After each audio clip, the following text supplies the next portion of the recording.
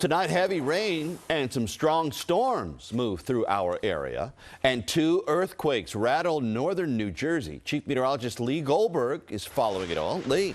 Thunderstorms and earthquakes tonight. Unbelievable, right? This one was over northern New Jersey. Considered a minor quake. It's a magnitude 2.3. Now, generally that's not felt, but this was a shallow quake and certainly was felt across parts of New Jersey. Happened just before 5:15. A short way from White Meadow Lake. That's just over a half mile. And again, the depth was only 3 miles. Not surprising to see it near the active Ramapo Fault in northern New Jersey. And our earthquake detection picked it right up. And we have a viewer that lives right in White Meadow Lake, and she said her house just shook, and there it is right there. And then there was an aftershock, 1.7 magnitude, and that wasn't far from Lake Telemark. So things are quiet now. We'll have to wait to see if there are any more aftershocks.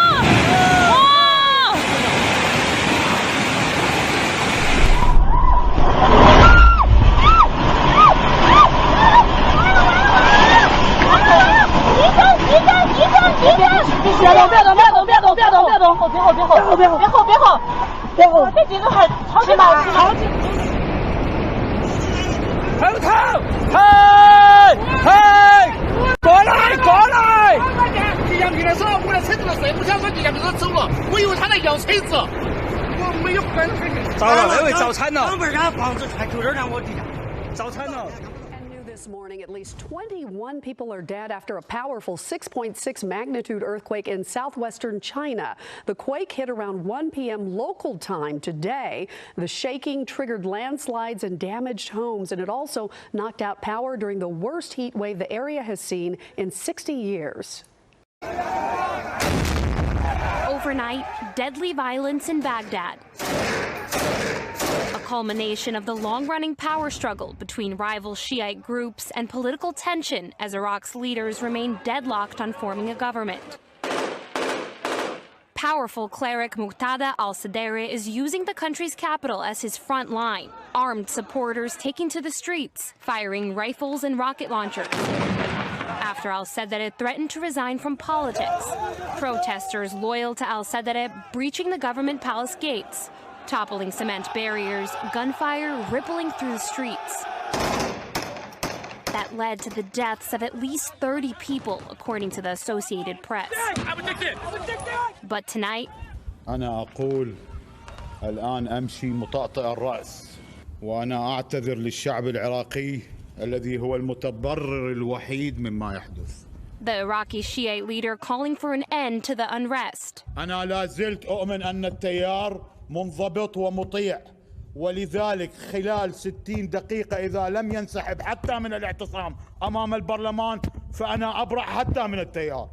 The violence and eventual retreat proving al-Sadr's influence. And the reality that danger could soon strike again. In Iraqi Arabic, it's Allah la yarja'ha al-ayyam, which means may God never bring back those days. Al-Sadr emerged as a symbol of resistance against the 2003 U.S. invasion of Iraq, using nationalist rhetoric steeped in religion to win over some of Iraq's most impoverished and unemployed populations. Legal sociologist Ruba Al-Hassani specializes in Iraq relations, and she knows all too well that this is far from over. What does this kind of violence and turmoil do to everyday citizens in Iraq? It creates a culture of fear. And a new election could still take place to determine which party will take control of the embattled region. Many Iraqis have lost faith in this election and the electoral system. So who's going to hold who accountable? But for now, peace in the green zone. At least now some Iraqis can breathe, because last night was very frightening for many people. Now, as the crippling cost of a living crisis continues to bite the pockets of Bangladeshi citizens, protests rage unabated across the country. Bangladesh has been caught in a quagmire economic crisis and has sought a bailout from the International Monetary Fund. Thousands have hit the streets in several parts of Bangladesh over power outages and rising cost of living.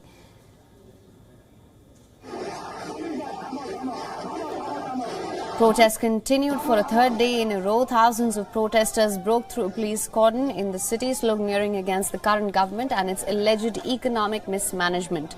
Amid a worsening financial crisis, the government of Bangladesh increased fuel prices by 52% Earlier this month, frequent power cuts, hike in electricity prices have also added to the woes of the public. Disgruntled citizens have launched massive protests ever since. Angry mobs heckle politicians on the streets, attack them with sticks and stones. In a bid to allay public anger, the Bangladeshi government has now reduced the cost of fuel by 4%. However, this has done little to assuage the people of Bangladesh, where most people belong to economically weaker sections.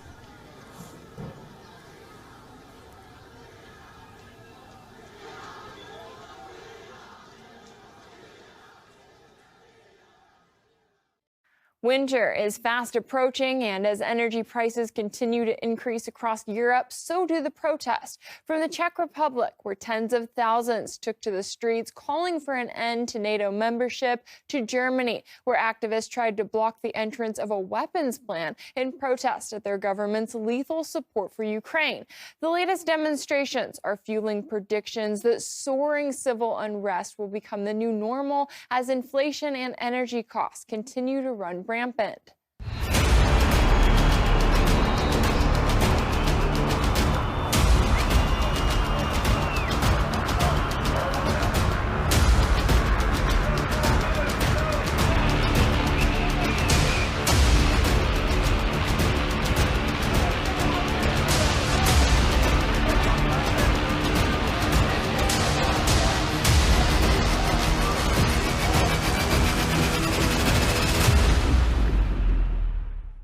The estimated 70,000 protesters in Prague took it a step further, calling for their government to put the Czech Republic first and to stop blindly pledging their membership to the EU and NATO when they argue it's not in the best interest of the people in their country. In the past, the Czech Republic has relied on Russia for nearly all of its natural gas supplies. But now that it's following in the footsteps of its EU neighbors by turning its back on Moscow's resources, energy prices have soared, and inflation in the country is expected to hit 20% by the end of the year. While the nation's prime minister condemned the protesters, claiming they were pro-Russian and against the interest of the Czech Republic, the individuals who took to the streets argued it was because of their fight for their country that they want military neutrality and direct talks with Russia on energy supplies. They accused the current Czech government of putting Ukraine first, with one banner reading, "The best for Ukrainians and 2 sweaters for us." So is this a sign of what's to come? And how likely are soaring costs to fuel unrest across Europe this winter? Well, some analysts are now warning it's more likely than ever, especially in countries like Germany, where inflation is nearly at 50-year highs, and the inflation relief package just passed by the German government is seen as a temporary answer to a serious long-term problem. The Czech Republic experienced a Saturday that could still be in store for Germany. Tens of thousands of people demonstrated in Prague against rising energy prices and the Czech government. Right-wing extremist parties and the far-left Communist Party had mutually called for the rally.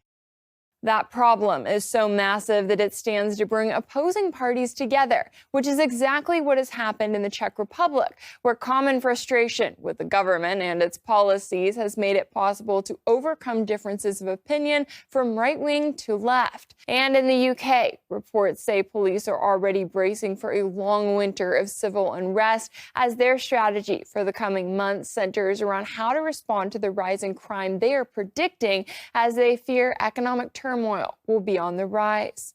Drawn up with input from the National Police Chiefs Council, the document goes on to say that a more complex and unpredictable risk is the chance of greater civil unrest as a response to prolonged and painful economic pressure. It has already gotten so bad that estimates are showing that by January, it will cost more to stay home in the UK at around £30 for food and electricity than it would to vacation on a cruise, which runs around £19 per day. And that's just the beginning, with some analysts warning that mass civil unrest could be seen well beyond Europe as politicians continue to ignore the voices of the people who are struggling to survive.